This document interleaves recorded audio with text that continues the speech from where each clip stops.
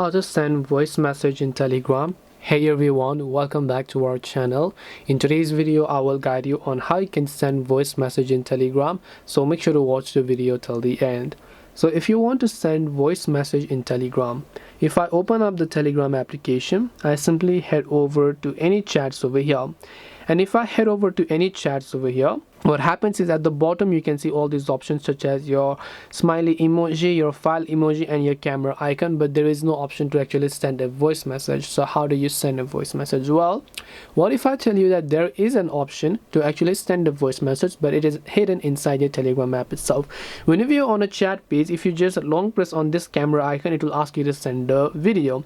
But if you want to send a voice message, tap on it once and it will get switched to audio. So if you want to send a video, tap on it once again, it will get switched to video. Tap on it once, it will get switched to audio. Now just record your voice message like this. You can just go ahead and record it and then just release it to send it, or you can swipe left to cancel it just like this and delete it. And that's simply it on how you can send voice message in Telegram.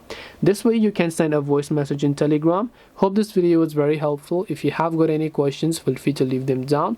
Thank you for watching and see you soon in the next video.